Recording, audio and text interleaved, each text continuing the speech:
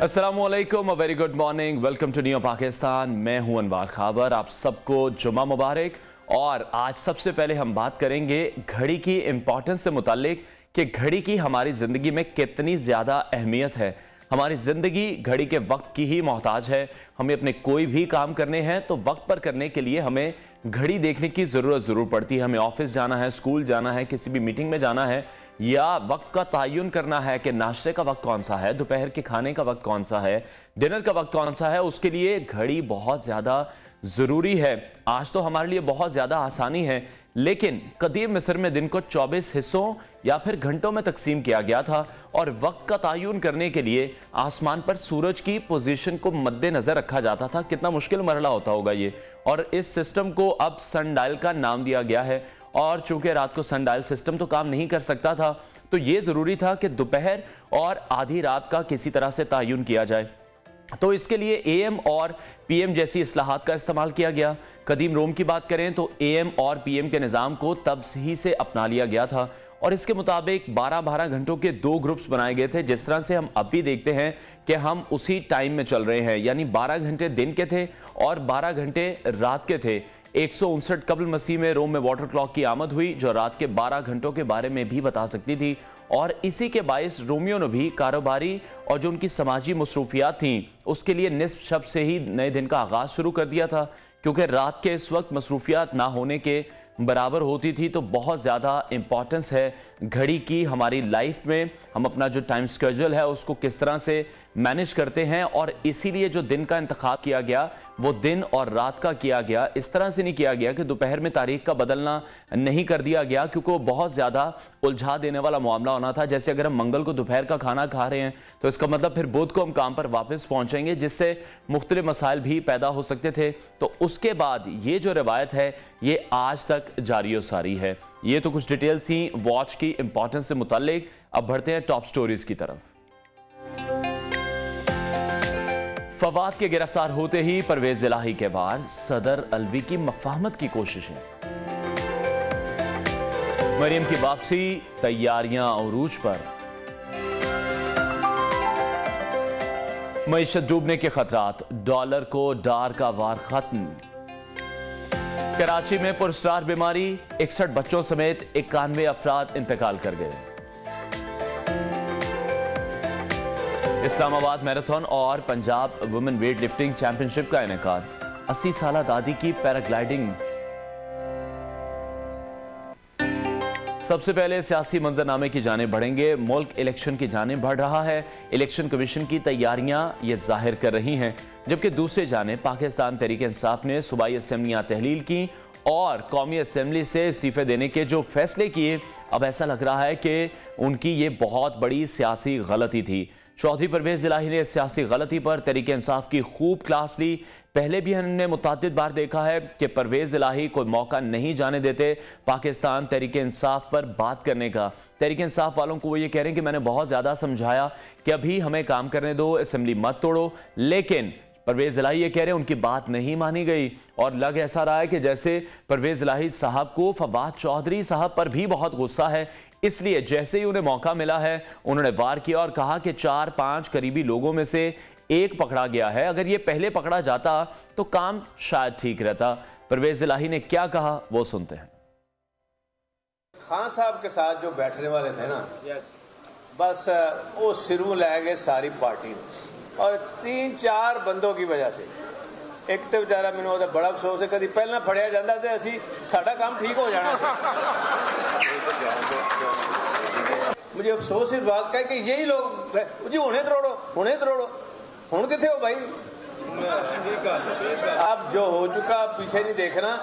मैंने खान साहब को कहा था जी कि आप जब मर्जी तोड़ दें, और खान साहब को इन लोगों ने गलत गाइड। और सोशल मीडिया पर अभी एक मुबैना ऑडियो लीक का जो सिलसिला है वो भी जारी है, जिसमें परवेज इलाही काफ़ी नाजेबा अल्फाज का इस्तेमाल करते दिखाई दे रहे हैं फवाद चौधरी के लिए।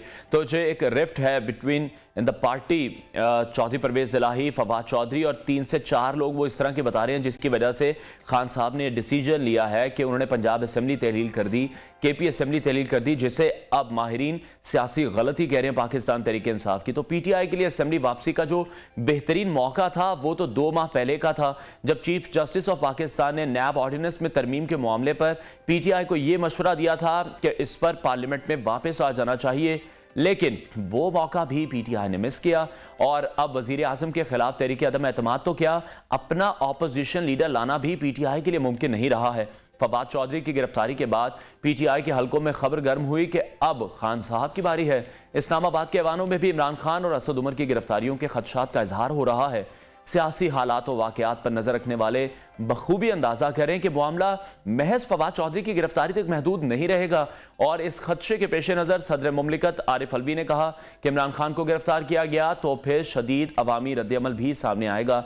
सीनियर एनालिस्ट रजा रोमी ने हमें ज्वाइन किया, उनसे मजीद बात करते हैं। रजा साहब, बहुत शुक्रिया आपके वक्त के लिए। बड़ा बेहतरीन मौका था पीटीआई के लिए 2 महीने पहले, जब चीफ जस्टिस ऑफ पाकिस्तान ने कहा कि नैब ऑर्डिनेंस में तरमीम के लिए पीटीआई असेंबलियों में वापस आए। आप किस तरह से देख रहे हैं, कितनी बड़ी गलती है पीटीआई की असेंबलियां तहलील करने की, फिर कौमी असेंबली में जो उनके इस्तीफे भी मंजूर हो गए? जी, मेरे ख्याल से बिल्कुल आपने सही आपके सवाल में जो बात वो पोशीदा है कि पीटीआई के और इमरान खान साहब के जो ये पत्ते उन्होंने इस्तेमाल किए असेंबलियां तोड़ने के, ये कुछ सही कारगर साबित नहीं हुए, बल्कि बैकफायर होते दिखाई दिए हैं। उसकी वजह यह है कि पहले उनके पास 2 सूबाई हुकूमतें थीं, वो सिस्टम में उनका अच्छा खासा स्टेक था। ये अब सूबाई असेंबलियों से और सूबाई हुकूमतों से निकलने का मकसद ये मतलब ये है कि अब उनकी वो पोजीशन सिस्टम में नहीं रही और वो वल्नरेबल ज्यादा हो गए हैं जी। और यही वजह आपने देखा कि फवाद चौधरी साहब जो है वो गिरफ्तार हुए हैं। उनकी ऐसे बयान तो पहले भी पीटीआई के लीडर्स देते रहे हैं इलेक्शन कमीशन के बारे में और इदारों के बारे में, लेकिन इस तरह की कार्रवाई कम हुई है। और इसके अलावा जो है आपने देखा कि सदर अलवी साहब जो हैं उन्होंने भी कल लाहौर में सहाफियों से बात करते हुए कुछ इस तरह के इशारे दिए कि पीटीआई शायद अब तैयार होगी मुज़ाकरात के लिए या वो मुज़ाकरात करना चाहती है। वो ये भी मौक़िफ़ में तब्दीली है, क्योंकि अगर आपको याद होगा कि खान साहब जो हैं वो काफ़ी अरसे से कह रहे थे कि वो चोरों डाकुओं से बात नहीं करेंगे, लेकिन अब कुछ उसमें भी तब्दीली दिखाई दे रही है।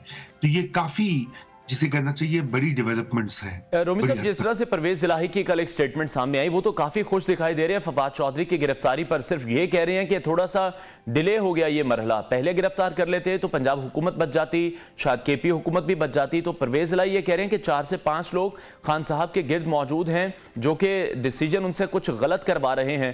तो आप किस तरह से देख रहे हैं मामला? एक तरफ हम देख रहे हैं कि परवेज इलाही जम होने जा रहे हैं पीटीआई में, लेकिन एक इतनी बड़ी रिफ्ट भी है फिर उनके दरमियान, फवाद चौधरी के दरमियान और दीगर लीडरान के दरमियान। जी देखिए, जहां तक तो उनका पीटीआई में पीएमएल काफ का जम होना है वो मेरे ख्याल से इतना अभी वाजे नहीं है। वो यकीनन एक टेबल पर है, उसके ऊपर कुछ इनकी बातचीत तो हो रही है, कुछ कुछ दो की पॉलिसी पर, लेकिन वो इतना आसान नहीं होगा क्योंकि परवेज इलाही साहब का या पीएमएल काफ का ये मुतालबा होगा कि उनको पीटीआई की टिकटें जो हैं वो अशोर की जाएं अगले इलेक्शन में। और वो वहां पर सुना है कि अभी वो बात कोई कंक्लूसिव नहीं है। अगर वो बात कंक्लूसिव नहीं होगी तो फिर जाहिर बात है कि ये जम होना मुश्किल है। लेकिन इसके साथ जो परवेज इलाही साहब का कल का बयान बहुत मानी खेज है, क्योंकि इससे वही बात साबित होती है जिसका कि बहुत बार तस्करा हुआ कि वो तैयार नहीं थे पंजाब असेंबली तोड़ने के लिए, पंजाब हुकूमत को देने के लिए, लेकिन उन्हें प्रेशर में लाया गया। और जो इमरान खान साहब के करीबी मुशीर थे, जिनमें फवाद चौधरी साहब भी शामिल थे, वो शायद इमरान खान साहब से कहते कि असेंबलियां तोड़ दें और ये आगे रिस्क लें और आगे बढ़ें। लेकिन परवेज इलाही साहब, परवेज खटक साहब और हत्ता के शाह महमूद कुरैशी और दीगर जो पीटीआई के कुछ प्रैग्मेटिक लीडर्स हैं, उनका व्यू मुख्तलिफ था। तो कल परवेज इलाही साहब ने तो खुल के कह दिया, फिर बाद में उन्होंने कुछ माजरत भी कर ली उनका ट्वीट आया हुआ था कि उनकी वो फैमिली से तो ताल्लुकात रजा हैं रुमी और साहब, आप क्या समझते हैं, अभी क्या ओपन ग्राउंड मिल गया है पीएमएलएन को, पीडीएम को? जिस तरह से मामलात हम देख रहे हैं, निगरान वजीर आला पंजाब की तैनाती के कुछ ही दिन के अंदर फवाद चौधरी अरेस्ट हो गए। जिस तरह से तनकीद करती रही है पीटीआई निगरान वजीर आला पंजाब पर, मोहसिन नकवी पर, कि वो उनके बदतरीन दुश्मन हैं, और ये गिरफ्तारी फिर फौरन अमल में आ जाना, तो एक जानिबदारी का तासुर तो जरूर उभरेगा। जी देखिए, तासुर तो बिल्कुल उभरा हुआ है। तासुर तो काफी पहले से ही जिस दिन उनकी अपॉइंटमेंट हुई है निगरान वजीर आला की, तो वो तो बड़ा क्लियर है कि वो कोई पीटीआई के कोई करीबी हामी नहीं है। लेकिन ये भी कहना गलत होगा कि वो पीएमएलएन या पीडीएम के हामी है। देखिए, वो उनका अपना एक इंडिपेंडेंट स्टेटस भी है, और सीधी सी बात करनी चाहिए कि वो पाकिस्तान की ताकतवर इस्टेब्लिशमेंट के करीब हैं, और उनकी जो तकर्रुरी है वो इस चीज की निशानदही करती है कि उनको एस्टेब्लिशमेंट का एतमाद हासिल है। जी। तो सियासी पार्टियों से ऊपर एस्टेब्लिशमेंट का एतमाद होता है पाकिस्तान में। जी ठीक है रजा साहब, आप ये समझते हैं कि फवाद चौधरी की गिरफ्तारी का जो मामला है ये यहीं तक महदूद रहेगा या आगे भी चल सकता है? जिस तरह से बात की जा रही है, खान साहब को अरेस्ट किया जा सकता है, असद उमर भी अरेस्ट होंगे, लेकिन ये आप समझते हैं किसी भी हाई प्रोफाइल अरेस्ट के लिए आला सतह की मंजूरी तो जरूरी होती है? जी बिल्कुल। देखिए, वाकया इस तरह से है कि इमरान खान साहब के जो हामी हैं, सपोर्टर्स हैं, उनका मौकफ में बड़ी कॉन्ट्रडिक्शन है। एक तरफ वो कहते हैं जी आके अरेस्ट कर लो अगर करना है, लेकिन साथ में वो जमा भी हो गए हैं जमान पार्क में, और वहां पे उन्होंने ऐसा माहौल बनाया हुआ है उसके इर्द गिर्द कि कोई आ ना सके, उनको पकड़ ना सके। तो दोनों तो उनको खदशा तो बिल्कुल है कि अब अगली अरेस्ट जो है वो इमरान खान साहब की हो सकती है। यही वजह है कि आपने देखा है कि वहां पे इतने लोग रात रात भर जो हैं वो मौजूद रहे हैं, बल्कि अभी भी होंगे। तो ये यकीनन हालात उसी तरफ बढ़े हैं। अब क्या ये गिरफ्तारी अमल में आती है, जी। ये देखना बाकी है। ठीक है, अगर निगरान सेटअप की अगर हम बात करें तो हम देख रहे हैं कि सहाफियों की अब एक बड़ी तादाद है निगरान सेटअप में, और कुछ और मजीद हम नाम भी सुन रहे हैं जो एडअप होने जाएंगे। तो आप किस तरह से देख रहे हैं, सहाफी ज्यादा गैर जानिबदार हैं? देखिए, मेरे ख्याल से ये कहना, इसका तयन करना कुछ इतना आसान नहीं है कि वो गैर जानिबदार है कि नहीं। लेकिन देखिए, यहाँ पर ये बात जरूर है कि असल जो यहाँ पे जिम्मेदारी आती है वो इलेक्शन कमीशन ऑफ पाकिस्तान की आती है। जो हमारे कवानीन हैं, आइन और दीगर झैली कवानीन जो है, उनके मुताबिक इलेक्शंस में की कोई गैर जानिबदाराना कॉन्डक्ट है और उसकी शफाफियत जो है वो इलेक्शन कमीशन की जिम्मेदारी है। और ये निगरान हुकूमतें भी जो है वो इलेक्शन कमीशन की डायरेक्शंस के तहत ही वो काम करते हैं। और यहाँ तो तकर्रुरी भी इलेक्शन कमीशन ने की है, इनकी जो मोहसिन नकवी साहब हैं, और इसी तरह खैबर पख्तूनख्वा में। तो इसलिए अभी ये लगता है कि ये इलेक्शन कमीशन उसको यकीनी बनाएगा। इलेक्शन कमीशन को अपनी साख की भी यकीनन परवाह है जी। और उसका उनको फिक्र होगी, तो वो इस तरह से वो नहीं करने देंगे किसी किस्म की धांधली या उसका कोई शुबा या बायस। मेरा जाती ये ख्याल है कि चीफ इलेक्शन कमिश्नर जो है वो उसके ऊपर बहुत क्लियरली एक व्यू उनका है, और वो हमारे सामने भी है। ठीक है, ये बताएगा, सबसे बड़ा जो मसला है इस वक्त पाकिस्तान जिसको फेस कर रहा है वो तो पाकिस्तानी मईशत की डूलती कश्ती है। डार फार्मूले की बातें बहुत ज्यादा हुई, लेकिन हमने देखा हुआ कुछ भी नहीं। ऐसी सूरत में अगर नून लीग इलेक्शन में जाएगी तो उनको महंगाई की बातें सुननी पड़ेंगी। इलेक्शन आपको वक्त पर नजर आ रहे हैं? देखिए, पहली तो ये बात है कि मईशत असल में सबसे बड़ा मसला इस वक्त, और इसमें कोई शक नहीं है कि डार साहब की जो पॉलिसी थी, जो उनकी अप्रोच थी, अनफॉर्चुनेटली वो कामयाब नहीं हुई। डॉलर को आर्टिफिशियली नीचा रखना जो है वो कारगर साबित नहीं हुआ, और उससे आपने देखा कि जो ज़र मुबादला बाहर से आता है, रेमिटेंसेस जो आते हैं, उनमें 10-20% कमी हुई। और उसकी यही वजह है कि ओपन मार्केट में डॉलर का रेट जो है था वो ज़्यादा था, जबकि इंटर बैंक में कम था। तो अब वो कल आपने देखा कि डीवैल्यूएशन हुई, 10% जो है कम से कम कीमत ऊपर बढ़ी, और भी ऊपर जाने का इम्कान है। उससे कुछ वक्ती सहारा मिलेगा, और असल जो चीज है वो इस वक्त आईएमएफ के प्रोग्राम की जरूरत है। ठीक है रजा साहब, हमने देखा हफीज पाशा साहब भी बारहा ये कह चुके हैं कि जिस तरह से अब ये कैप हटाया गया है उसके बाद तो हालात बहुत ही बदतर हो जाएंगे। डॉलर की जो पेशन गोई की गई है वो ये है कि 295 रुपए तक जा सकता है। देखिए 295 तक तो मुझे नहीं मालूम, 260 रुपए जो हैं अभी तक वो सुनने में आ रहा है कि शायद वहां पर आके ये कुछ हो जाएगा स्टेबल। लेकिन चूंकि डिमांड इस वक्त बहुत ज्यादा है पाकिस्तान के अंदर भी और जो इम्पोर्टर्स हैं उनकी तरफ से भी, और हुकूमत, और सबसे ज्यादा हुकूमत की, क्योंकि उन्होंने जो कर्जों की अदायगी करनी है, सूद वापस देना है और बहुत सी चीजें जो इंपोर्ट करती है गवर्नमेंट ऑफ पाकिस्तान। इसलिए जब जो आपको पता तलब और रसद का ये आपस में एक इंटरेक्शन होता है, अगर तलब ज्यादा होगी तो फिर डॉलर की वैल्यू ऊपर जा सकती है। और जो आप बता रहे हैं 290 295 वहां तक भी टेम्पररीली पहुंच जाएगी, लेकिन फिर नीचे आना शुरू हो जाएगा। जी ठीक है रजा साहब, लेकिन अभी जो हम तमाम मुआशी सूरत हाल देख रहे हैं, आप क्या समझते हैं जो भी तमाम पार्टियां हैं उनके लिए कितना मुश्किल होगा? IMF की जिस तरह से हम बात कर रहे हैं, IMF के पास जितना डिले से जाते हैं शराइत मजीद सख्त होती जाती हैं। ये तमाम मामलात सितंबर में तय होना थे, जो कि अभी तक डिलेइंग प्रोसेस की वजह से अब उनकी जो शराइत है मजीद सख्त होती जा रही हैं, और उसी की वजह से जो दोस्त ममालिक हैं वो खुलकर वो भी मदद नहीं कर पा रहे।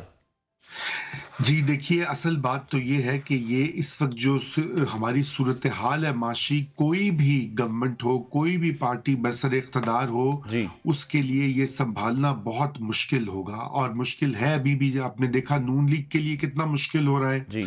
और इसी तरह जो है अगर कल को इलेक्शन होते हैं, PTI भी आ जाती है या कोई और जमात आ जाती है, पीपल्स पार्टी आ जाती है, तो इन सब के लिए ये इस वक्त मुल्क के जो हालात हैं उसमें मईशत को संभालना बड़ा मुश्किल होगा।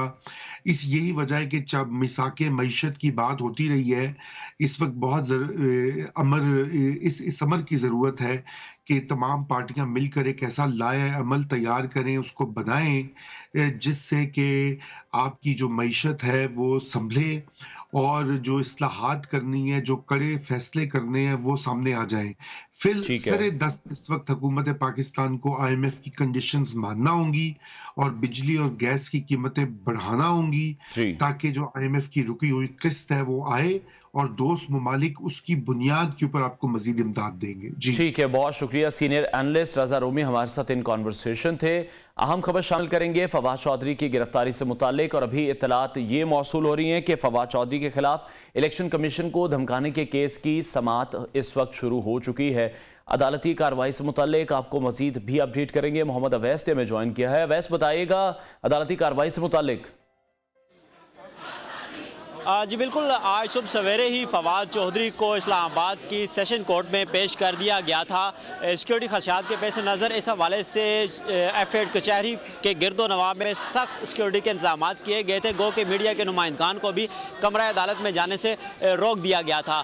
फवाद चौधरी के वकील की जानिब से अदालत में आज इस्तदा की गई कि यह मुकदमा जो है इंतकामी मुकदमा है, क्योंकि फवाद चौधरी की जानिब से कोई ऐसे अल्फाज नहीं अदा किए गए, कोई ऐसे अल्फाज नहीं कहे गए जिससे मुल्क में इंतशार फैले, जिस पर जो प्रोसिक्यूशन है उसकी जानिब से अदालत में FIR पढ़ी गई और बताया गया कि फवाद चौधरी की जानिब से चीफ इलेक्शन कमिश्नर और तमाम तार अमले को मुंशी कहकर पुकारा गया, और ये कहा गया कि चीफ इलेक्शन कमिश्नर और दीगर जो मेंबरान हैं उनके घरों तक का ताकुब किया जाएगा, जिससे शदीद खतरात पैदा हो चुके हैं। तमाम बाबर अवान की जानिब से ये दलाइल दिए गए कि फवाद चौधरी पर मुकदमा जो है वो बदनीति पर मबनी है, इस मुकदमे को डिस्चार्ज किया जाए। इसके अलावा बाबर अवान की जानिब से यह भी कहा गया कि सेक्रेटरी इलेक्शन कमीशन जो हैं वो सरकार के क्योंकि मुलाजिम हैं, और सरकार का मुलाजिम जो है वो आवाम का मुलाजिम होता है, लेकिन सेक्रेटरी इलेक्शन कमीशन जो है वो सरकार के मुलाजिम के भी मुलाजिम हैं। इस हवाले से बाबर अवान की जानिब से यह भी कहा गया कि जो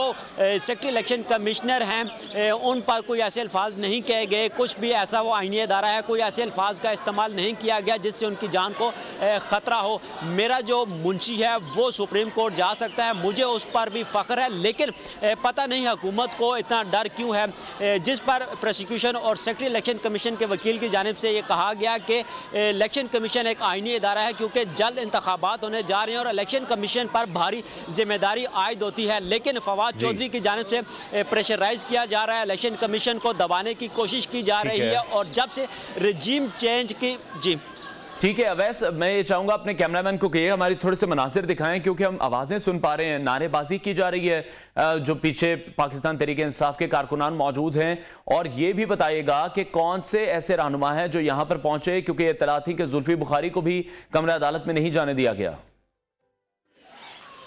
जी बिल्कुल, पाकिस्तान तहरीक इंसाफ की जो सीनियर क़यादत है वो इस वक्त मौजूद है। कैमरामैन अगर मेरे बाएं जानिब आपको दिखा सके, बड़ी तादाद में यहाँ पर इस वक्त कारकुनान जो है वो मौजूद हैं और chief election commissioner, election commission और मौजूदा हुकूमत के खिलाफ शदीद नारेबाजी भी की जा रही है। पुलिस की भारी नफरी यहाँ पर तैनात की गई है। कारकुनान को हाता अदालत तो आने की इजाज़त दे दी गई है, लेकिन कमरा अदालत जाने की इजाज़त नहीं दी जा रही। यहाँ पर मीडिया के नुमाइंदों को भी रोक लिया गया है।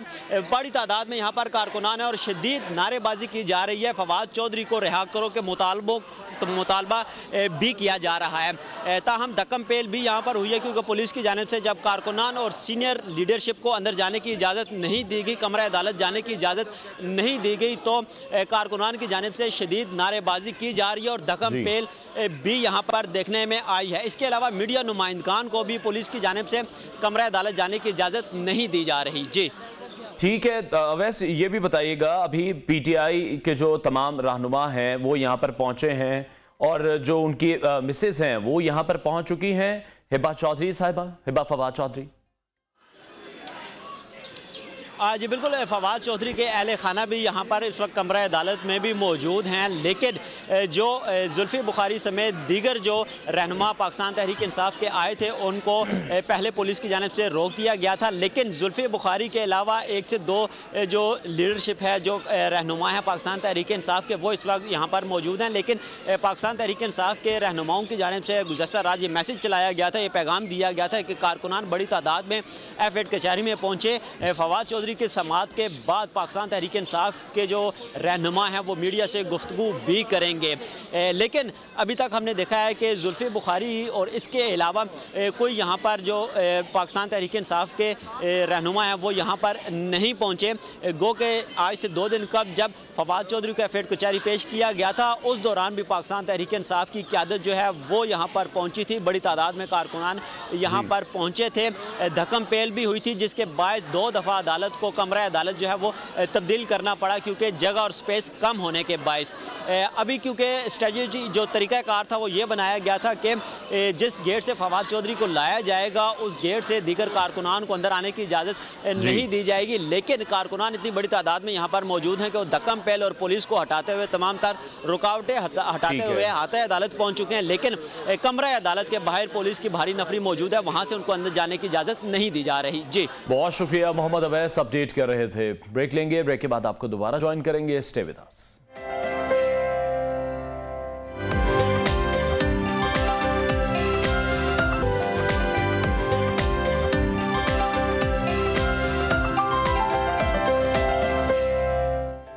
Welcome back. पाकिस्तानी मईशत की बात करें तो रोज़ हम कोई ना कोई खबर इस तरह की सुनते हैं जिसको सुनकर आम आदमी को तो धचका लगता ही लगता है, लेकिन जो पाकिस्तान के मुआशी हालात हैं वो डे बाय डे ख़राब होते जा रहे हैं।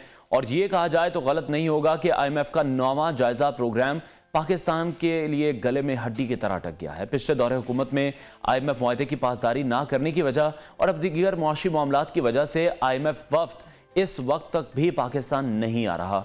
हुकूमत ने IMF की शरात मानते हुए डॉलर से ई-कैप भी उठा लिया, जिसके बाद ओपन मार्केट में डॉलर 262 रुपए पर पहुंच गया।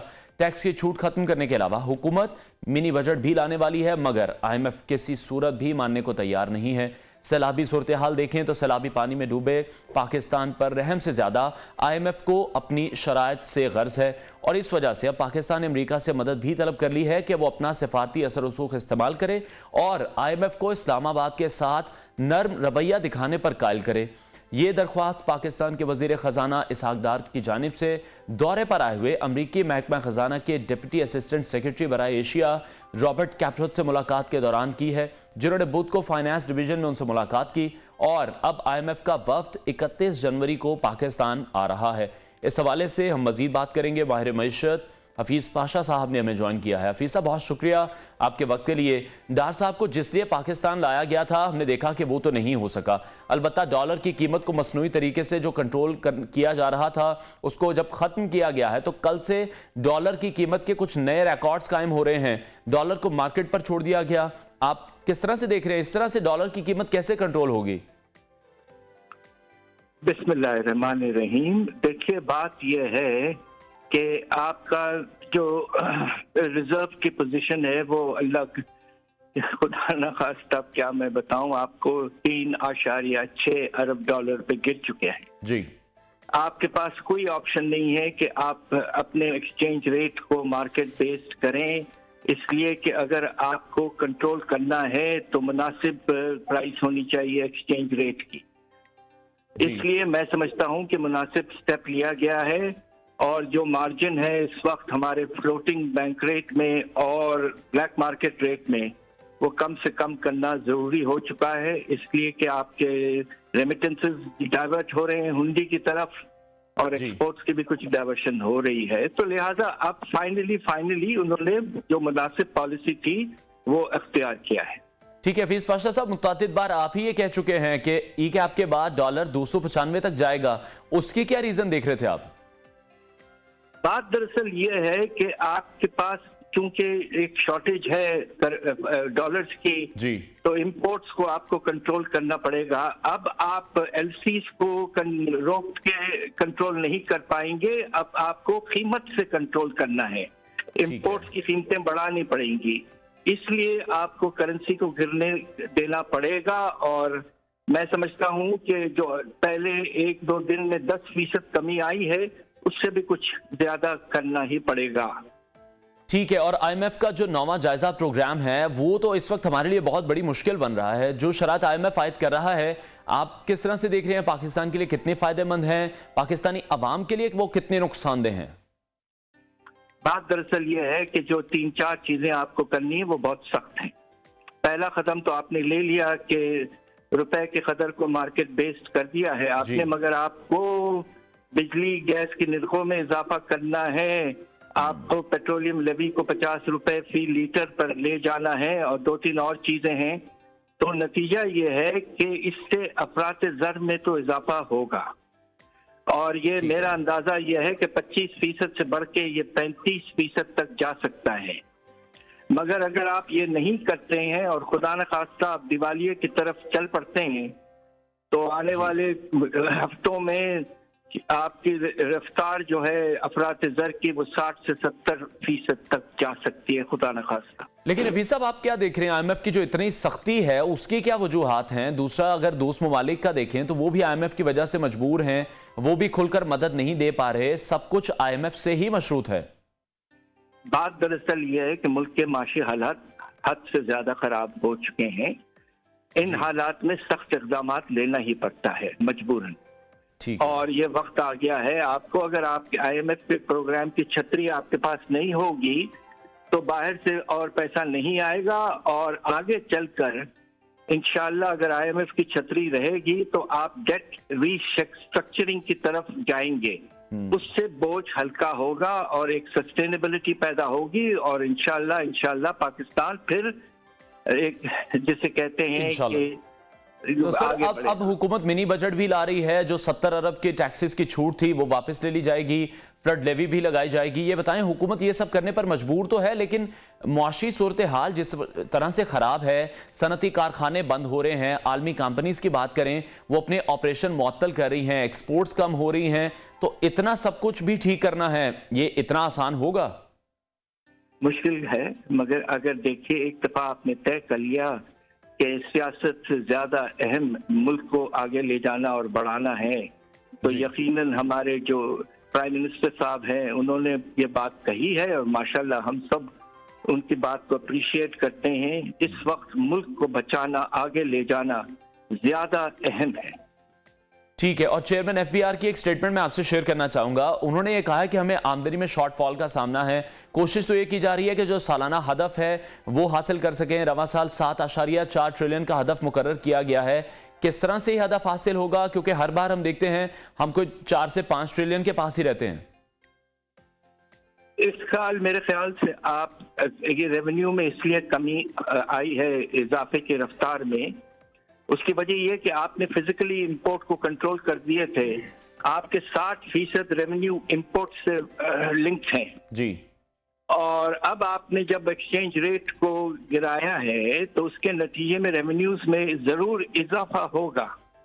मेरा अंदाजा यह है कि साल के एंड तक जो टारगेट है 7,470 अरब का, इंशाल्लाह हम 7,000 अरब से ऊपर चले जाएंगे, छोटा सा शॉर्टफॉल रहेगा। ठीक है सर, आप क्या समझते हैं IMF का अभी ये जो 9वां जायजा प्रोग्राम है ये सितंबर में ये फाइनल होना था, अभी हम जनवरी में हैं, तो मजीद शराइत अब सख्त होंगी यकीनी तौर पर? 3 से 4 महीने का जो एक डिफरेंस आ गया बीच में, गैप है जो। जी, बात दरअसल ये है कि दिसंबर के महीने के बाद 10वां रिव्यू होना था, तो हम तो एक रिव्यू पीछे चले गए हैं और इसलिए अब ये देखना है कि IMF क्या कहेगा। और IMF ने पहले कहा है एक बात जो मैं समझता हूँ मुनासिब है, और जिसे कहते हैं ना अंग्रेजी में ह्यूमन फेस जो है, IMF इस तरह दिखाएगा जी कि फ्लड पे जो खर्चे हो रहे हैं, हमने रिलीफ पे जो एक्स्ट्रा खर्चे किए हैं, उतनी गुंजाइश बजट में रखी जाएगी इंशाल्लाह, तो बोझ हम पर कम पड़ेगा। ठीक है, बहुत शुक्रिया माहिर मईशत हफीज पाशा हमारे साथ इन कॉन्वर्सेशन थे। ब्रेक लेंगे, ब्रेक के बाद आपको दोबारा ज्वाइन करेंगे। स्टे विद अस।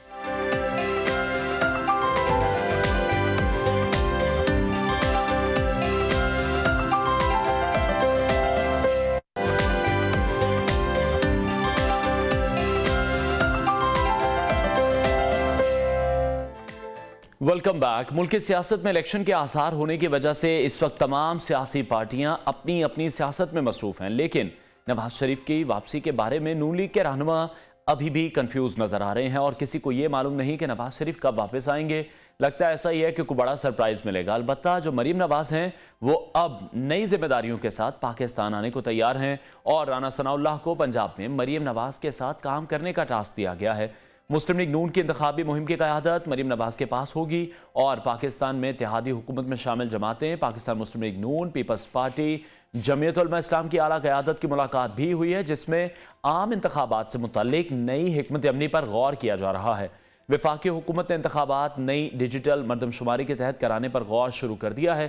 तहरीक इंसाफ पार्लिमानी सियासत से आउट होने के बाद सड़कों की सियासत पर आ चुकी है और अब देखना यह है कि आइंदा आने वाले दिनों में क्या होता है। इस हवाले से हमें ज्वाइन किया है रहनुमा मुस्लिम लीग नून निहाल हाशमी ने। निहाल साहब, बहुत शुक्रिया आपके वक्त के लिए।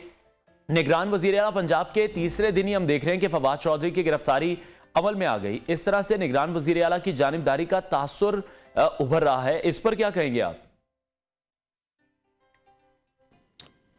बिस्मिल्लाहिर्रहमानिर्रहीम। देखें, ये जो मुकदमा दर्ज हुआ है ये ना वफाकी हुकूमत की ईमा पे हुआ है और ना ही मेरे इल्म में, ज़ाहिर मैं वकील में ये समझता हूँ कि CM जो है वो ना ही CM पंजाब और ना ही PM पाकिस्तान या उनके अहलकारों ने इस मुकदमे को इंदराज करवाया।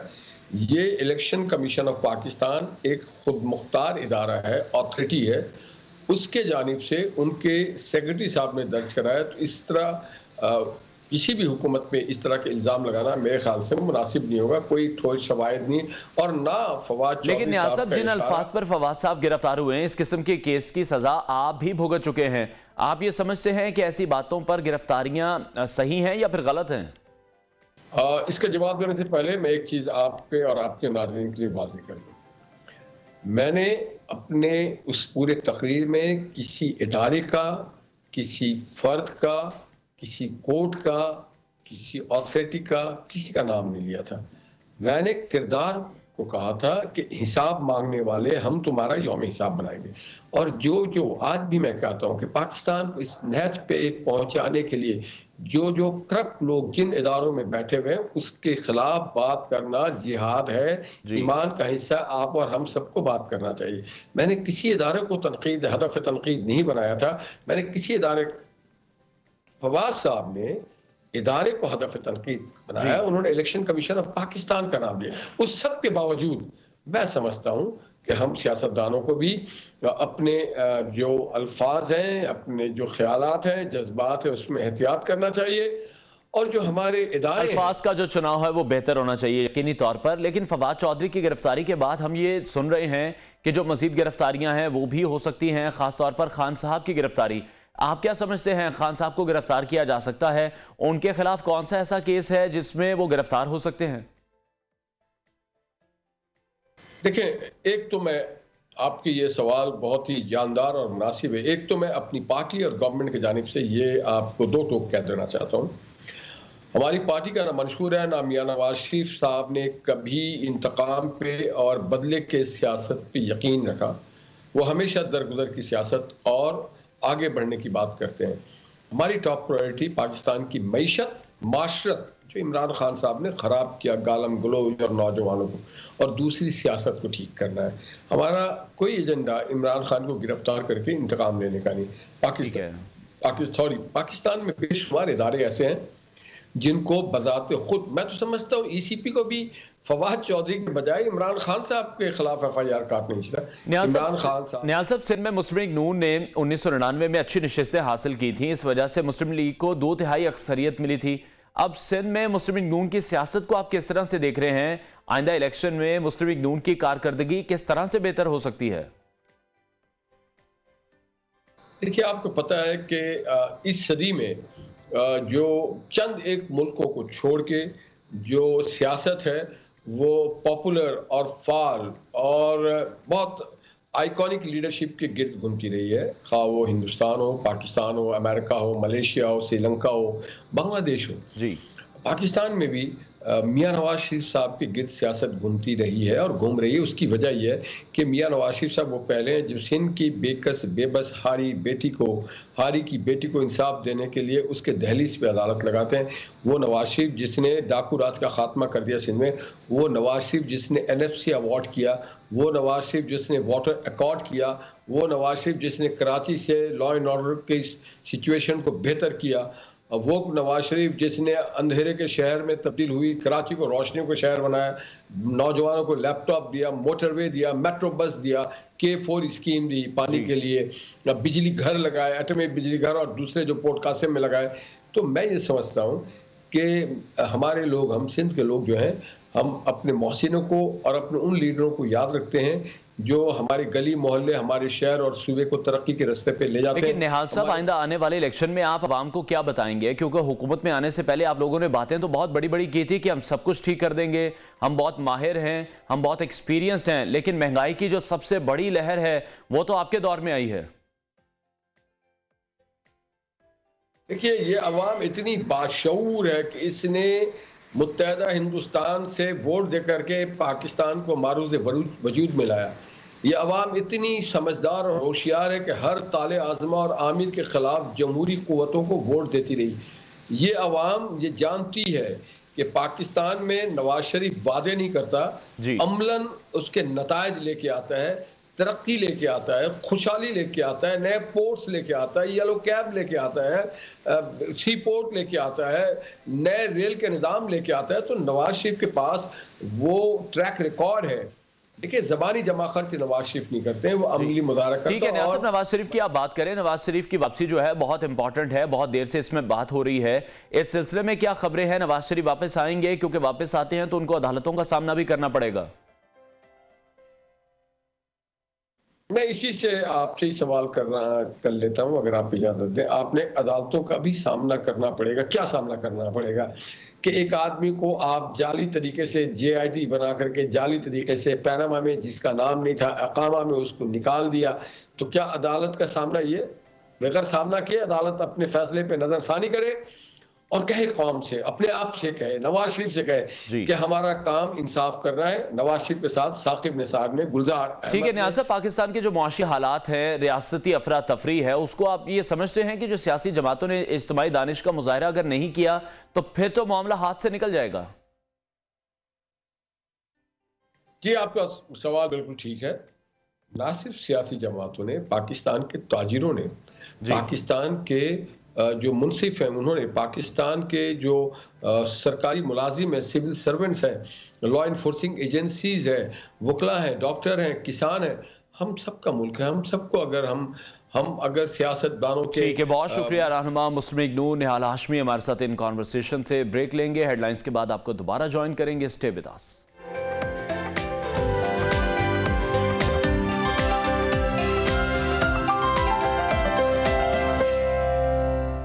वेलकम बैक वंस अगेन और रुख करेंगे कराची का, जहां से अच्छी खबरें मौसूल नहीं हो रही। कराची में पुरस्टार बुखार से 2 हफ्तों के दौरान 16 बच्चों समेत 19 अफराद इस वक्त इंतकाल कर चुके हैं।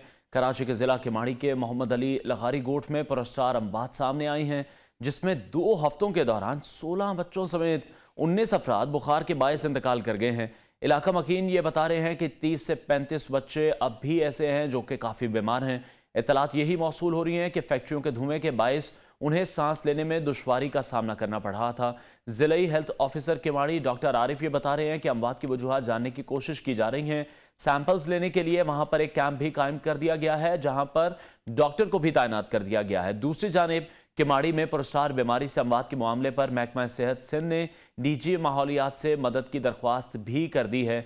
DHO किमाड़ी ने DG environment, climate change and coastal development को खत लिखा है, जिसमें कहा गया है कि जिले में सीने के इन्फेक्शन से जुड़ी बीमारी के पुरस्टार केसेस सामने आए हैं। खत में यह भी कहा गया कि इलाके का जायजा लिया गया, जिसके बाद ये मालूम हुआ कि कुछ फैक्ट्रियों से मुबैना तौर पर निकलने वाला फजला और जो गैसेज हैं वो अमवात का सबब बनी है। इस हवाले से DC किमाड़ी मुख्तियार अली अबड़ो ने हमें ज्वाइन किया है, उनसे मजीद डिटेल्स लेते हैं। मुख्तियार साहब, बहुत शुक्रिया आपके वक्त के लिए। इन अमवात की वजूहात क्या अभी तक मालूम हो सकी हैं, किस इन्फेक्शन की वजह से हुई, और जो बच्चे या लोग अब भी बीमार हैं उनके इलाज के लिए क्या इकदाम लिए गए हैं? जी भाईजान, बात यह है कि वहाँ पर सबसे पहले तो हमारे डॉक्टरों की टीम मौजूद है। हमने कैंप वहाँ पर कायम किया हुआ है। उसमें जो है लोगों के खून के नमूने भी ले रहे हैं और उसके साथ साथ उनके एक्सरे वगैरह भी किया जा रहा है और उनको मेडिसिन भी प्रोवाइड की जा रही है। रही बात यह कि देखिए, अभी तक इस चीज को जो है सामने रखा जाए कि कोई एग्जैक्ट यानी कि रीजन हमारे सामने नहीं है, क्योंकि इन बच्चों की या इन लोगों की जो डेथ बताई जाती है, इनका कोई डेटा किसी हॉस्पिटल में नहीं गए, किसी हॉस्पिटल का सर्टिफिकेट नहीं है, किसी पुलिस स्टेशन में रिपोर्ट नहीं हुए हैं। ये तो लोगों ने बताया है, हमने टीमें वहां पर रवाना की हैं। हो सकता है रूटीन का मसला हो सकता है लोग जो है अपने बच्चों का जो है वो आजकल सर्दी का मौसम है, क्योंकि वो देही आबादी है, इसी वजह से हो सकता है। और हो भी सकता है कि वहां पर इर्द गिर्द में जो कोई छोटे पैमाने पे लोगों ने फैक्ट्रियों के अंदर धुएं शुएं बना के कुछ ऐसी बनाती जिसकी वजूहत तो मालूम कर सकते हैं, करेंगे, क्योंकि वो हमने रिपोर्ट भेजी है कि वजह क्या है। तो हो सकता है उसकी भी वजह से हो, लेकिन अभी तमाम चीजें हमारे कंट्रोल में हैं। डॉक्टर वहां पर मौजूद हैं और इन चीजों को हम जैसे भी देखा तो हमने वहाँ 3 फैक्ट्रियों को सील भी किया और वहां पर जो लोग काम कर रहे थे 4 लोगों को हमने डिटेन किया हुआ है। और अगर हमारे फाइनल रिपोर्ट आ गई कि कॉज ऑफ डेथ जो है ये फैक्ट्री की वजह थी, तो फिर हम कानून के मुताबिक उनके खिलाफ FIR भी देंगे। मुख्तार साहब, जिस तरह से आप ये बता रहे हैं कि जो 3 फैक्ट्री सील की गई हैं, कुछ गिरफ्तारियां भी अमल में आई हैं, तो किस किस्म के फजले और गैस का अखराज हो रहा था? क्योंकि जो डेथ रेशो है वो इस वक्त बहुत ज्यादा है। सर जी, बात यह है कि वो कोई इतनी जिस तरह हमारा तस्वर आता है ना कि बहुत बड़ी कंस्ट्रक्टेड फैक्ट्रियां हैं, इस तरह नहीं है। कोई कुछ लोग हैं, कोई अभी क्योंकि लोगों की बातें हैं, हमें भी क्योंकि वी आर नॉट एक्सपर्ट, हमने तो वो चीजें भेजी हैं ताकि पता चले कि वो चीज क्या है। कहते हैं कोई चाइना का पत्थर है और उसमें शॉपर वगैरह है, वो मिला के कोई जलाते हैं, उससे कोई धुआं निकलता है और उस धुएं की वजह से जो है ना लोगों को गले में और फिर सीने में और इस तरह तेज बुखार हो जाता है। तो ये तमाम चीजें जो है अभी गैर हतमी है। फिल वक्त हम किसी भी चीज के बारे में ये नहीं कह सकते कि डेथ की जो काज है ये फैक्ट्रियां हैं या फिलान चीज है या फिलान चीज है। एक दो रोज के अंदर जो है वो CM साहब ने भी हमें कहा है कि हम ये तमाम जो इदारे हैं मिलके मालूम करते हैं कि काज ऑफ डेथ क्या है, उसके बाद बंदा एग्जैक्ट बात कर पाए। ठीक है मुख्तियार साहब, आप ये कह रहे हैं कि छोटी फैक्ट्रियां थी, कोई बड़े कारखाने नहीं थे, कोई इंडस्ट्री नहीं थी। जिस तरह से लोग गली मोहल्लों में भी इंडस्ट्रीज, छोटी फैक्ट्रीज खोल लेते हैं, लेकिन वहां पर आप ये कह रहे हैं कि उनको सील तो कर दिया गया है, तो किस बिना पर सील किया गया? क्या NOC नहीं था उनके पास? नहीं जी, बिल्कुल ना, क्योंकि वो देही आबादी है। उस देही आबादी के अंदर हाल ही में कोई 1 महीना पहले जो है लोगों ने वहां पर जिस तरह खाली प्लाट होते हैं उनके प्लाट है, न कोई NOC है, न कोई यानी कि उनके पास इंफ्रास्ट्रक्चर है। इसी तरह घरों के अंदर बैठ के कोई चीज कर रहे हैं और वो जो है चीजें उनके पास न कोई NOC है, न कोई कागजात हैं और रेजिडेंशियल एरिया है। इसी बुनियाद पर हमने सील कर दी है, क्योंकि काम ही गैर कानूनी है। वहां पर आप किस तरह कर सकते हैं। तो हमने वो फैक्ट्री को इन्हीं बुनियादों के ऊपर सील किया। तो किस चीज की प्रोडक्शन हो रही थी उन फैक्ट्रीज में, आप बताना चाहेंगे? यही जो है ना मिस्ट्री है कि वो क्या चीज बना रहे थे। मैंने क्योंकि वी आर नॉट एक्सपर्ट, हम इवन मेरा डीएचओ नहीं बता पा रहा, असिस्टेंट कमिश्नर नहीं बता पा रहा क्या चीज है जिससे वो बनाते हैं। ये हमने मवाद जो है आज भेजेंगे सिंपल के तौर पे कि ये है क्या चीज, क्या बना रहे हैं। बस उसमें से धुआं निकलता है, पत्थर को और शॉपर को लोग जो है वो जलाते हैं। तो ये तमाम चीजें जो है हमें रिपोर्ट आने के बाद पता चली। ठीक है, बहुत शुक्रिया। डीसी किमाड़ी मुख्तियार अली अबड़ो हमारे साथ इन कॉन्वर्सेशन थे। उनका ये कहना था कि डीएचओ किमाड़ी ने भी DG environment, climate change and coastal development को खत लिखा है, उनसे मदद मांगी गई है और उसमें ये कहा गया है कि जिले में सीने के इन्फेक्शन से जुड़ी बीमारी के पुरस्टार केसेस सामने आए हैं।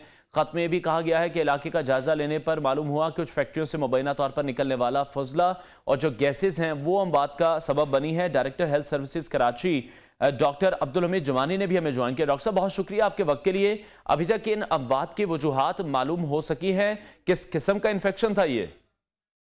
अस्सलाम वालेकुम। इस हतमी तौर पे तो हम नहीं कह सकते कि इन अमवात की जो है असबाब क्या हैं। बहरहाल ये 16 डेज की हिस्ट्री है। इन 16 डेज जो कि 10/1/23 से लेके 25/1/23 तक की हिस्ट्री है। कल की डेट में कोई जो है वो डेथ नहीं हुई थी। अब ये एक्चुअली कम्युनिटी से इंफॉर्मेशन जब आई हमारी हेल्थ ऑफिस में कि यहाँ पे ये डेथ्स हो रही हैं, तो फिर हमारी टीम जो है कल गई है और वहाँ पे मेडिकल कैंप इस्टेब्लिश की है। वहाँ से जो हिस्ट्री मिली है उसके हिस्ट्री के मुताबिक fever, sore throat, shortness of breathing और जो है उसके बाद 5 से 7 दिन में सडन डेथ उनकी अकर हो जाती थी। ठीक है डॉक्टर साहब आपके साथ दोबारा कंटिन्यू करें, जिनके साथ शेयर करनी है। इलेक्शन कमीशन के खिलाफ नफरत फैलाने का केस, फवाद चौधरी कमरा अदालत में मौजूद थे। इस केस की कार्रवाई का सिलसिला भी जारी था और अभी इत्तलात ये मौसूल हो रही है कि अदालत ने फवाद चौधरी के जिस्मानी रिमांड की इस्तदा पर फैसला महफूज कर लिया है। कुछ ही देर बाद ये फैसला सुनाया जाएगा। जज ने कमरा अदालत में फवाद चौधरी की हथकड़ी खोलने की इस्तदा भी मंजूर कर ली है। न्यूज़ स्क्रीन पर आप ये मनासिर भी देख रहे हैं अदालत के बाहर के, जहां पाकिस्तान तहरीक इंसाफ के रहनुमा भी मौजूद हैं, कारकुनान भी मौजूद हैं और जो सिक्योरिटी है वो इस वक्त काफ़ी सख्त यहाँ पर रखी गई है। इलेक्शन कमीशन के खिलाफ नफरत फैलाने का केस है जिसके ज़मन में फवाद चौधरी को गिरफ्तार किया गया था। अभी अदालत की जानिब से फवाद चौधरी के जिस्मानी रिमांड की इस्तदा पर फैसला महफूज कर लिया गया है, जो कि कुछ ही देर बाद सुनाया जाएगा। जज ने कमरा अदालत में फवाद चौधरी की हथकड़ी खोलने की इस्तदा भी मंजूर कर ली है। इलेक्शन कमीशन के खिलाफ नफरत फैलाने के इस केस की समाअत का सिलसिला जारी था। थोड़ी देर पहले भी हमने आपको अपडेट किया, पाकिस्तान तहरीक इंसाफ के कारकुनान रहनुमा अदालत के बाहर मौजूद थे। फवाद चौधरी के हक में नारेबाजी का सिलसिला भी जारी था। सिक्योरिटी के काफ़ी सख्त इक़दाम किए गए हैं और कमरा अदालत में जो पाकिस्तान तहरीक इंसाफ के रहनुमा हैं उन लोगों को भी नहीं जाने दिया, जिनमें जुल्फी बुखारी भी शामिल हैं। और अभी अदालत ने फवाद चौधरी के जिस्मानी रिमांड की इस्तदा पर फैसला महफूज कर लिया है।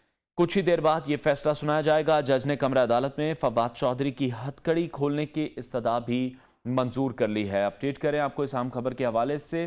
फवाद चौधरी को अरेस्ट किया गया था इलेक्शन कमीशन के खिलाफ नफरत फैलाने के केस में। अदालत ने फवाद चौधरी के जिस्मानी रिमांड की इस्तदा पर फैसला महफूज कर लिया है। कुछ ही देर बाद ये फैसला सुनाया जाएगा। पाकिस्तान तहरीक इंसाफ के कारकुनान की एक बड़ी तादाद अदालत के बाहर मौजूद है। फवाद चौधरी के हक में नारेबाजी का सिलसिला भी जारी है और सिक्योरिटी के भी इस ज़मन में सख्त इंतजामात किए गए हैं, जो कि हम न्यूज़ स्क्रीन पर मुलाहिजा भी कर रहे हैं।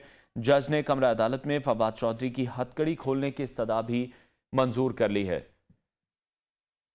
अपडेट करें आपको इस आम खबर के हवाले से। इलेक्शन कमीशन के खिलाफ नफरत फैलाने के केस में इस वक्त अदालत ने फवाद चौधरी के जिस्मानी रिमांड की इस्तदा पर फैसला महफूज कर लिया है। 2 रोज़ा जिस्मानी रिमांड के बाद आज फवाद चौधरी को अदालत पेश किया गया है और अभी जिस्मानी रिमांड की इस्तदा पर फैसला महफूज कर लिया गया है। जब फवाद चौधरी की हथकड़ी खोलने की इस्तदा मंजूर कर ली है। पाकिस्तान तहरीक इंसाफ की जानिब से शदीद रद्द अमल सामने आया जब फवाद चौधरी को गिरफ्तार किया गया और यही खदशात का जाहिर किया जा रहा है कि इमरान खान साहब को भी गिरफ्तार किया जा सकता है। असद उमर की गिरफ्तारी भी सामने आ सकती है।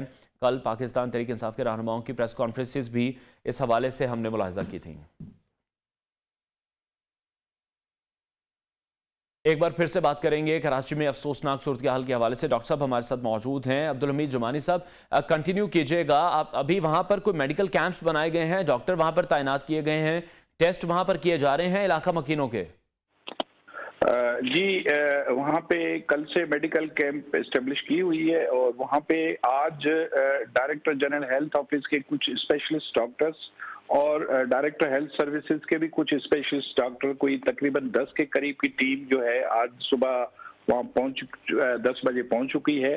और वहाँ पे हमने चेस्ट स्पेशलिस्ट और वहाँ पे स्प्यूटम के कुछ हम स्पेसिमेन लेने के लिए हमने डॉक्टर्स को भेजा है। और अभी थोड़ी देर बाद मेरी पर्सनल विजिट भी है, डीजी हेल्थ भी आएंगे वहाँ पे। जब ये इंसिडेंट रिपोर्ट हुआ था तो डिप्टी कमिश्नर को भी इन्फॉर्म किया गया। डिप्टी कमिश्नर ने रैपिड एक्शंस लिए और कुछ जो एडजस्टेड जो इंडस्ट्रीज थी उसको क्लोज कराया। उसके अलावा एनवायरनमेंट के जो प्रोटेक्शन एजेंसी के जो थे रिस्पॉन्सिबल पर्सन्स, वो भी कल रात तक उसके असेसमेंट में लगे रहे और उनकी भी जो इन्फॉर्मेशन आज शेयर होगी तो इंशाल्लाह हम अकॉर्डिंगली शेयर करते रहेंगे। डॉक्टर साहब, कोई इनिशियल मेडिकल फाइंडिंग्स सामने आई हैं? ये कोई वबा है, रूटीन का बुखार है, रूटीन की कोई बीमारी है? क्योंकि जो नंबर्स हैं वो कोई इतने आम नंबर्स नहीं है। 19 लोग अपनी जान से गए हैं। यस, डेफिनेटली इनिशियली तो हम इस टाइम हम इस कंक्लूजन पे हैं कि केमिकल की कोई कलेक्शन है जो कि सांस के जरिए लंग्स में कलेक्ट होती है। उसके बाद फिर ये सोर थ्रोट और नमोनिया की सिम्टम्स के साथ जो है फिर सडन डेथ हो जाती है 5 to 7 डेज में। ठीक हो गया, लेकिन इसकी प्रिकॉशंस क्या हैं? अब जो इलाके की आबो हवा है उसको किस तरह से क्लीन किया जाएगा? देखें, हमने इसमें ऑन बोर्ड लिया हुआ है एनवायरमेंट प्रोटेक्शन एजेंसी को। वो एक तो एडजस्टेड जो ये लीगल इलीगल जो भी इंडस्ट्रीज है उसकी असेसमेंट कर रही हैं और वो जहाँ उनका एक्शन बनेगा हम उनसे तावन लेंगे। बाकी रही हम जो है जो एक्सरे चेस्ट और ये स्पूटम के जो लेंगे स्पेसिमेन, उसे हम देखेंगे कि बाकी जो रिमेनिंग कम्युनिटी है उसको वो किस हद तक इफेक्टेड है और उसको किस तरीके से हम प्रोटेक्ट कर सकते हैं। ठीक है डॉक्टर साहब, सेफ्टी प्रिकॉशंस क्या होने चाहिए? मास्क का इस्तेमाल करें, किस तरह से इससे बचें? मास्क का इस्तेमाल करें और अभी कल की डेट में तक तो जो इंडस्ट्रीज बंद हुई हैं मुझे लगता है उसके बाद काफी इफेक्ट है और कल में कोई डेथ रिपोर्ट भी नहीं हुई है। इंशाल्लाह ये इसको हम कवर कर लेंगे। ठीक है डॉक्टर साहब, डीएचओ किमाड़ी ने कहा कि डीजी एनवायरनमेंट को climate change and coastal development को भी खत लिखा गया है कि हमारी मदद की जाए। तो आपको लग रहा है कि जो तमाम इदारे हैं मिलकर काम कर रहे हैं, सूरत हाल को जल्द और अच्छे तरीके से कंट्रोल कर लिया जाएगा? All they are on board और रात पूरी जो है वो तकरीबन 11 बजे तक तो वो एनवायरनमेंट प्रोटेक्शन एजेंसी के जो इंस्पेक्टर्स थे वो असेसमेंट में लगे हुए थे। अभी भी वो मीटिंग में आएंगे और आके अपनी इंफॉर्मेशन शेयर करेंगे। इंशाल्लाह हम कवर कर लेंगे इस इशू। ठीक है, लेकिन जिस तरह से हम देख रहे हैं कुछ ही दिनों में 19 लोग अपनी जान से गए हैं तो ऑब्वियसली इलाके में बहुत क्यास होगा, लोगों में बड़ी बेचैनी होगी। तो लोगों की रहनुमाई के लिए क्या किया जा रहा है? देखिए, लोगों की रहनुमाई के लिए हमारे हेल्थ एजुकेशन जो ऑफिसर्स हैं वो भी हमने डेप्यूट किए हैं। वो जो उनको इस रिलेटेड हेल्थ एजुकेट कर सकते हैं वो भी कर रहे हैं और उनको इस वजह से बचने के लिए जो भी प्रिकॉशंस है उनको एजुकेट भी कर रहे हैं और उनको हम जो है जो ट्रीटमेंट ड्यू है वो भी प्रोवाइड कर रहे हैं। बहुत शुक्रिया। Director health services Karachi doctor Abdul Hameed Jumani हमारे साथ इन कॉन्वर्सेशन थे। उनका ये कहना था कि इस सिचुएशन पर तमाम इदारे ऑन बोर्ड हैं और मिलकर काम किया जा रहा है। जिस तरह डीएचओ किमाड़ी ने निजी environment, climate change and coastal development को ख़त भी लिखा है और इस ख़त में भी इस हवाले से यही कहा गया है कि डीजी माहौलियात भी जो हैं वो उनके इस मामले में मदद करें। वहाँ पर जो फैक्ट्रीज थी उन्हें सील किया गया है और कल से बताया जा रहा है कि कुछ लोगों को अरेस्ट भी किया गया है। सिचुएशन अभी कुछ बेहतर दिखाई दे रही है जब से इन फैक्ट्रीज को सील किया गया है क्योंकि ये इन्फेक्शन वहाँ पर मौजूद है। अभी आपको बराह रास्त लिए चलते हैं, शेख रशीद मीडिया से गुफ्तगू कर रहे हैं। सनाउल्लाह के इशारे पे खेल रहा है, वो सही मांगी है, उसने रेंजर्स मांगी है और खुद जो FIA है वो कोर्ट में बयान दे चुकी है कि शेख रशीद के खिलाफ कोई केस नहीं। अगर हम किसी केस में मतलूब हैं तो अस्करी इदारे ना आए, कोई हमें फ़ोन करे हम लाल हवेली के थाने में जाकर अपनी गिरफ्तारी दे देंगे। शेख साहब, आपको सिक्योरिटी थ्रेट्स हैं? आप देखें, 25 साल की आपकी पुलिस भी वापस ले ली, सिक्योरिटी वापस ले ली, हमारी 25 साल की सिक्योरिटी वापस ले ली। ये 5 शहीदों की तस्वीरें देखें। ये लाल हवेली के पीछे जो हमला हुआ है, ये दहशत गर्दों ने जो हमले किए हैं उसमें 5 लोग हमारे शहीद हुए हैं। लाल हवेली पर जो मेरी ज़ात पर नहीं थी 25, वैसे मैंने बतौर वज़ीर दाखिला तमाम साबक वज़ीर दाखिला को सिक्योरिटी दी। ऑन लाइव कह रहा हूँ, मैंने तमाम साबक वज़ीर दाखिला को एक सिक्योरिटी जो है वो दी, जो उसका हक है। हमारी लाल हवेली से भी सिक्योरिटी वापस ले ली। हम पर कोई हमला हुआ, अगर हम मारे गए, पहले हम पे 4 खुदकुश हमले हो चुके हैं, तो उसका जिम्मेदार बराह रास्त राना सनाउल्लाह, शहबाज शरीफ और आसिफ जरदारी होंगे। ये बताइएगा, लाल हवेली आपके पास अशरों से है, अशरों से आप यहाँ पे रह रहे हैं। पिछली दफ़ा भी एक चढ़ाई करने की कोशिश की गई लाल हवेली में। अभी भी अगर पुलिस और या FIA आपके है तो क्या रद्द-ए-अमल होगा आपका? दूसरा ये बताइए कि जो आपकी रजिस्ट्री जो जमा कराई गई है, मतरूका अमलाक कह रही है कि वो जाली है और उस जाली रजिस्ट्री पे FIR भी हो सकती है। देखें, अगर ये हमारी मलकियत जाली है तो हमने पिछले 40 साल से जमा कराई है हर इलेक्शन में, तो हमें नाअहल करार दे दें, ख़त्म करें बात को कि ये जाली है।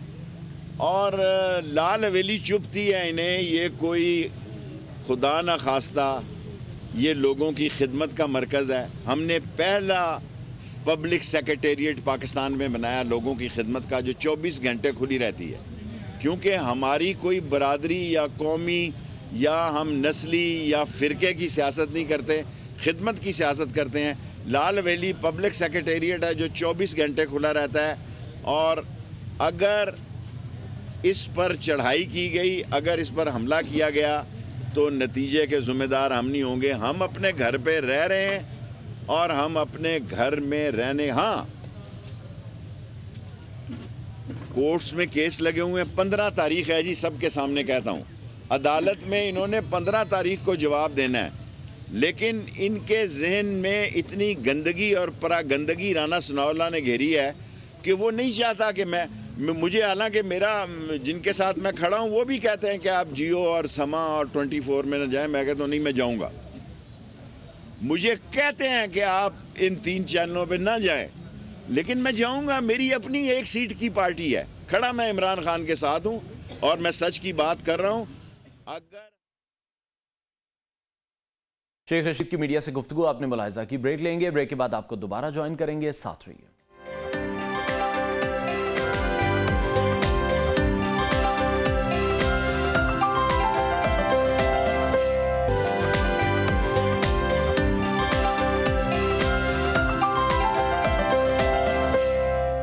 Welcome back. अहम खबर शामिल करेंगे निगरान वजीर आला पंजाब मोहसिन नकवी के हवाले से, जिनकी तैनाती को इस वक्त सुप्रीम कोर्ट में चैलेंज कर दिया गया है। तहरीक इंसाफ ने बतौर जमात और असद उमर ने बतौर सेक्रेटरी उनकी तैनाती को चैलेंज किया है, और तहरीक इंसाफ ने मोहसिन नकवी को बतौर निगरान वजीर आला काम से रोकने की इस्तदा भी कर दी है।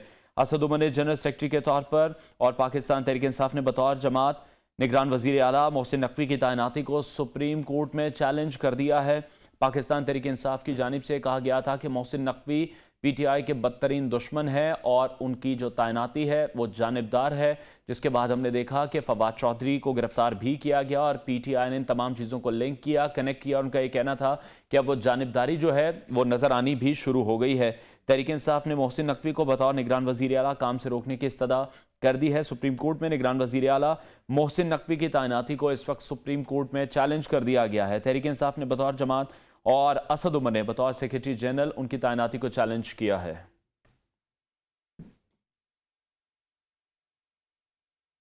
आगे बढ़ते हैं और अब इस्लामाबाद की खूबसूरत सड़कों पर लंबी दौड़ होने वाली है, यानी कि मैराथन रेस होने वाली है इस्लामाबाद में। 29 जनवरी को इसका प्लान भी कर लिया गया है। ये मैराथन रेस 42 किलोमीटर तवील होगी और इसके अलावा हाफ मैराथन भी होगी। मैराथन रेस के लिए भरपूर फिटनेस दरकार होती है, और ये जो इतनी तवील दौड़ है जो कि 42 किलोमीटर जिसे कहा जा रहा है, इसमें ज़्यादातर प्रोफेशनल लोग ही कामयाब होते हैं। ऐसी सेहतमंद जो सरगर्मियां हैं उससे माशरे में मुस्बत पैगाम भी जाता है। इस्लामाबाद मैराथन रेस का एहतमाम IRU के तहत हो रहा है। ये इस्लामाबाद का रनिंग क्लब है जो कि सेहतमंद सरगर्मियों के हवाले से ही जाना जाता है। इस हवाले से हम मजीद बात करेंगे। मुंतजिम इस्लामाबाद मैराथन कासिम नाज ने हमें ज्वाइन किया है। कासिम, बहुत शुक्रिया आपके वक्त के लिए। सबसे पहले तो आपसे जानना चाहेंगे इस मैराथन के हवाले से, बहुत अच्छा कदम है ये, इसका आइडिया किस तरह से डेवलप हुआ? बहुत शुक्रिया जी। मैं साहब को इसकी पूरा मेरे ख्याल से ब्रीफ करना वो तो काफ़ी ज़्यादा टाइम कंज्यूमिंग होगा, लेकिन बेसिकली मैंने 2012 में ख़ुद रनिंग शुरू की थी वज़न घटाने के लिए जी। और फिर मज़ा आना शुरू हो गया, रनिंग करने का एक मज़ा आना शुरू हो गया। और फिर कुछ 2016 में बेसिकली ये डिसाइड किया कि एक प्लेटफॉर्म होना चाहिए, एक कम्युनिटी होनी चाहिए। तो फिर हाशिम और नवीद और मैं, हम 3 लोगों ने इस कम्युनिटी का आगाज़ किया, जो कि इस्लामाबाद रन विद अस है, पाकिस्तान की पहली रनिंग कम्युनिटी क्लब है। और उस वक्त से अभी तक हम रेगुलर रूटीन में ग्रुप एक्टिविटीज़ ऑर्गेनाइज़ करते हैं। वीकली हमारी 3 एक्टिविटीज़ होती हैं, ट्यूसडे इवनिंग, थर्सडे इवनिंग और सैटरडे मॉर्निंग, जिसमें हम रनिंग के साथ साथ हम हाइकिंग भी करते हैं और हाई इंटेंसिटी इंटरवल ट्रेनिंग भी करवाते हैं। और हमारी जो एक्टिविटीज़ नॉर्मल वीकली होती हैं वो फ्री ऑफ कॉस्ट होती हैं, हम चार्ज नहीं करते। तो जो मेन जो पर्सपेक्टिव है, जो मकसद है इन एक्टिविटीज़ को ऑर्गेनाइज़ करना, वो एक जो है इस रनिंग कल्चर को और इस हेल्दी कल्चर को प्रमोट करना है। और इस दौरान पिछले तकरीबन 6-7 सालों के अंदर हम लोगों ने मुख्तलिफ रेसेस भी ऑर्गेनाइज़ की हैं, जिसमें इस्लामाबाद की पहली मैराथन इस्लामाबाद मैराथन, जो कि लास्ट ईयर हमने 2021 में जनवरी 30 को हमने ऑर्गेनाइज़ की थी। और उस रेस में president of Pakistan as a participant आए थे, first lady Samina Alvi as a participant आई थी। अच्छी खासी डिप्लोमेटिक कम्युनिटी से भी पार्टिसिपेशन थी, जिसमें कुछ एम्बेसडर्स ने भी ज्वाइन किया था और पूरे पाकिस्तान से मुख्तलिफ शोबों से ताल्लुक़ रखने वाले लोगों ने भी हमें ज्वाइन किया था। अभी तक कितने अफराद की रजिस्ट्रेशन हो चुकी है और आपको क्या लग रहा है कि कितने अफराद इस रेस में शामिल होंगे? जी, रजिस्ट्रेशन बहुत ज़बरदस्त है हमारी। इवन के हमने 2 दिन पहले रजिस्ट्रेशन जो ऑनलाइन सिस्टम था वो हमें क्लोज़ भी करना पड़ा, ताकि हम फोकस अपना इसको सक्सेसफुल बनाने में कर पाएँ। तो जो इस टाइम पे रजिस्ट्रेशंस हैं वो रफली हम एक्सपेक्ट कर रहे हैं कि 1000 to 1200 पार्टिसिपेंट्स इस रेस को ज्वाइन करेंगे। ठीक है। और जो बैनुल अक़वामी खिलाड़ी हैं, क्या वो भी इस रेस का हिस्सा हैं? पाकिस्तान से कितने प्रोफेशनल एथलीट हैं जो कि रेस में हिस्सा ले रहे हैं? मैं थोड़ा सा इस हवाले से गाइड कर सकूं कि इसमें ये नहीं है कि सिर्फ प्रोफेशनल एथलीट्स ही इसको ज्वाइन कर सकते हैं। बेसिकली जो मैराथन है, मैराथन 42.2 किलोमीटर डिस्टेंस को कहते हैं। और इस्लामाबाद रन विद अस ने पहली इस्लामाबाद की मैराथन पिछले साल ऑर्गेनाइज़ की थी, जो कि पहली मैराथन थी इस्लामाबाद की 42.2 फुल फ्लैज मैराथन जी। और जिसमें हाफ मैराथन 21.1 किलोमीटर डिस्टेंस भी था, 10 किलोमीटर भी था और 5 किलोमीटर रेस भी थी। और बच्चों को इनकरेज करने के लिए हमने किड्स फन रन भी ऑर्गेनाइज की थी। तो इस साल भी सेम वही पैटर्न है, जिसमें ये नहीं है कि सिर्फ एथलीट्स ही ज्वाइन कर सकते हैं जो कि प्रो एथलीट्स हैं, फैमिलीज़ अपने ज्वाइन कर सकती हैं, बच्चे ज्वाइन कर सकते हैं, मल्टीपल कैटेगरीज हैं, वो अपने मुताबिक, अपनी फ़िटनेस के मुताबिक वो इसको ज्वाइन कर सकते हैं। 5 किलोमीटर रेस है, 10 किलोमीटर है, हाफ मैराथन 21 किलोमीटर है और फुल मैराथन 42.2 किलोमीटर है। और किड्स फन रन भी है जो कि 200 to 300 मीटर्स डिस्टेंस होगा। ठीक है कासिम, जिस तरह से आपने बताया कि पिछले साल भी आपने इसका इनेकाद किया, सदर ममलिकत आरिफ अलवी थे, उनकी अहलियाँ थी, तो इस बार भी कुछ सेलिब्रिटीज़ वहाँ पर मौजूद होंगी? जो लोग रेस रनिंग में इतना वो शौक नहीं रखते, वो क्या सेल्फीज़ लेने वहाँ आ सकते हैं? एंटरटेनमेंट के लिए भी कुछ है? जी जी बिल्कुल ऐसा ही है। इसमें पार्टिसिपेट जो करना चाह रहे हैं वो भी आ सकते हैं। जो पार्टिसिपेट वैसे जस्ट इंकरेज करने के लिए या उस एनवायरनमेंट को एब्जॉर्ब करने के लिए, एंजॉय करने के लिए आना चाहते हैं, वो भी बिल्कुल ज्वाइन कर सकते हैं। तो ट्रेल 3 पार्किंग से इस रेस का आगाज़ होगा और ये सुबह 7 बजे हमारी जो रजिस्ट्रेशन काउंटर्स हैं वो एक्टिव हो जाएंगे और ये सिलसिला 3 बजे तक चलेगा। तो लोगों को मोटिवेट करने के लिए या उनकी अट्रैक्शन के लिए कोई प्राइज मनी भी है? जी बिल्कुल, प्राइज मनी भी है। हमने फर्स्ट 3 पोजीशंस की प्राइज मनी रखी है जो कि इन 4 मेजर कैटेगरीज में है और उसको भी हमने सेपरेट किया है मेल एंड फीमेल्स के लिए, कि मेल्स की अलग कैटेगरी है फर्स्ट 3 की और फीमेल्स की अलग कैटेगरी है फर्स्ट 3 की। ठीक है कासिम, ये भी बताएगा जिस तरह से आपने कहा कि सिर्फ एथलीट ही नहीं होंगे इस रेस में, आम लोग भी आ सकते हैं, तो कोई ऐसा क्राइटेरिया है? कौन ऐसे लोग हैं जो इसमें हिस्सा ले सकते हैं? उम्र का भी कोई तयन किया गया है? जी, इसमें जैसे मैंने अर्ज़ किया कि इसमें कोई भी ज्वाइन कर सकता है। अगर मतलब जो हमने इसमें रेस में होता क्या है कि इसमें कट ऑफ टाइम डिफाइन होते हैं। जैसे 5 किलोमीटर की रेस है, हम सजेस्ट करते हैं कि अगर कोई एक जो बिल्कुल रनिंग नहीं करता और वो ज्वाइन करना चाह रहा है, जस्ट मुंतज़िम इस्लामाबाद मैराथन रेस हमारे साथ इन कॉन्वर्सेशन थे, बराह रास्त आपको लिए चलेंगे। बाबर आवान मीडिया से गुफ्तगू कर रहे हैं।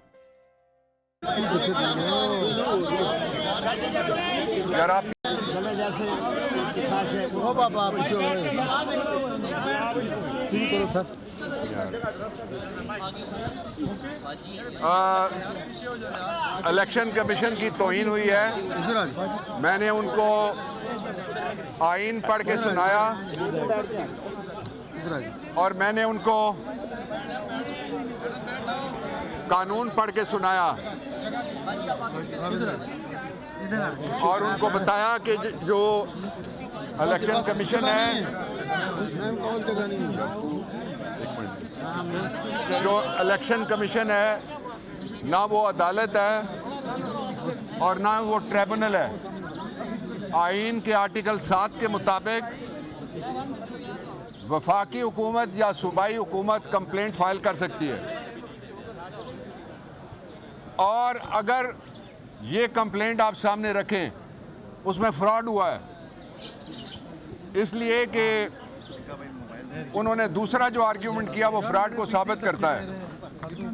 वो आर्ग्यूमेंट ये था, उन्होंने कहा कि हमने सारे शवाहिद और एविडेंसेस इस केस की जो है वो लाहौर में है और फिर मैंने उनको ये कहा कि अगर वो लाहौर में है तो फिर मुल्जिम और पर्चा किस तरह इस्लामाबाद में हुआ है। 4 हमारी तरफ से जो आर्ग्यूमेंट थे उसमें से पहला आर्ग्यूमेंट ये है कि फवाद चौधरी का अगवा हुआ है। जो थाने से आप FIR आपके पास है वो निकाल के पढ़ लें। एंटायर टाइम अगवा किया गया लाहौर से, उस वक्त तक जो FIR काटने वाला SHO है वो इस्लामाबाद में बैठा हुआ था। फवाद को अगवा किया गया। अगवा की जो दफात है 3 हैं, उनके तहत सिर्फ चंद कदम भी अगर किसी को अगवा करके ले जाया जाए बगैर किसी पर्चे के तो वो अगवा मुकम्मल हो गया। इसलिए पाकिस्तान तहरीक इंसाफ फवाद चौधरी को लाहौर से अगवा करने वालों के खिलाफ पर्चा दर्ज कराएगी, नंबर 1। दूसरी बात, जो दफात हैं 124A जिसमें बगावत लगाई गई है, जो बगावत है उस बगावत में 124A और 505 ये 2 दफात हैं, उनमें लिखा हुआ है कि कौन से इदारे हैं जो पर्चा कर सकते हैं। आर्मी कंप्लेंट कर सकती है, एयरफोर्स कंप्लेंट कर सकती है और नेवी कंप्लेंट कर सकती है। ना ही कोई आर्मी की तरफ से कंप्लेंट आई है, ना एयरफोर्स की कंप्लेंट है, ना नेवी की कंप्लेंट है। इसलिए पहला आर्ग्यूमेंट ये था कि अगर आप कन्विंस हो जाएं कि ये कंप्लेंट उनकी तरफ से नहीं है तो उसके 2 नतीजे निकलेंगे। नतीजा नंबर 1 ये है कि इलेक्शन कमीशन ने कहा है कि वो फेडरल गवर्नमेंट है। सुप्रीम कोर्ट कहता है ना इलेक्शन कमीशन अदालत है, ना इलेक्शन कमीशन कोई ट्रिब्यूनल है। अगर इलेक्शन कमीशन कहता है हम गवर्नमेंट है, अब उन्होंने कह दिया है, तो इस पे हम डिस्क्वालिफिकेशन का रेफरेंस पूरे इलेक्शन कमीशन के खिलाफ, उस पे मैं एडवाइस करूंगा अपनी पार्टी को कि इलेक्शन कमीशन को तहलील करने के लिए रेफरेंस बनता है। इसलिए कि जो काम गवर्नमेंट का है अगर वो इलेक्शन कमीशन कर रहा है और वहाँ बैठा हुआ कौन है, एक साबिक सेक्रेटरी है जो पीछे से पेंशन ले रहा है, यहाँ से तनख्वाह ले रहा है और वो वफाकी हुकूमत समझता है अपने आप को जिसने कंप्लेंट फाइल की है। सो ये ऐसी इलीगैलिटी है, गैर कानूनी हरकत है जो इनक्योरेबल है, इसको ठीक नहीं किया जा सकता। ये गलती हो गई है आप। इसलिए इलेक्शन कमीशन से मुतालबा है कि वो कौम को मशरकी पाकिस्तान वाला इलेक्शन कमीशन ना बन के दिखाए, वरना नताइज भी वही होंगे और कौम को धक्का मार के सारे पाकिस्तान के खिलाफ फिर आपको बगावत के मुकदमे दर्ज करने पड़ेंगे। और मैंने अदालत के अंदर कहा है कि जो फॉलोअर्स हैं इमरान खान के, जो फॉलोअर्स हैं फवाद के, जो फॉलोअर्स हैं मेरे, जो फॉलोअर्स हैं हमारी सारी लीडरशिप के अलग-अलग, फिर आपको करोड़ों लोगों को पर्चा करके पूरे पाकिस्तान को एक बड़ी जेल डिक्लेयर कर देना चाहिए। और बात करने दो। दूसरा हमारा मौक़िफ़ ये था कि आप फौरी तौर पे जो जस्टिस बाकर साहब की सुप्रीम कोर्ट की जजमेंट है कि मुल्ज़िम को अंदर रखना मकसूद नहीं होता। एक तरफ जितने पाकिस्तान के बड़े मुल्ज़िम हैं जिन्होंने शहरी मारे हुए हैं, कस्टोडियल कत्ल जिन्होंने किए हुए हैं, जिन्होंने जो मुआशी हिटमैन है पाकिस्तान को मुआशी तौर पे जिन्होंने कत्ल किया है, वो सारे उनको रिलीफ मिल रही है। मैंने कहा कलभूषण के मुंह पे कभी कपड़ा डाला? मैंने कहा कलभूषण को कभी हथकड़ी लगाने की हिम्मत की? कभी कलभूषण से पूछा तेरे पीछे मोदी है या नहीं है, तेरे पीछे रॉ है या नहीं है, तेरे पीछे एनडीएस है या नहीं है? इसलिए फवाद को भी और तहरीक इंसाफ का कोई भी कारकुन हो, उसको उल्टा लटका दिया जाए, सूली पे चढ़ा दिया जाए। इमरान खान के खिलाफ कोई बयान नहीं देगा। तीसरी बात जो बहुत इंपॉर्टेंट है वो मैं आपके सामने रखना चाहता हूं, वो ये है। फवाद चौधरी के वकील बाबर आवान मीडिया से गुफ्तगू कर रहे थे। ब्रेक लेंगे, ब्रेक के बाद आपको दोबारा ज्वाइन करेंगे। Stay with us.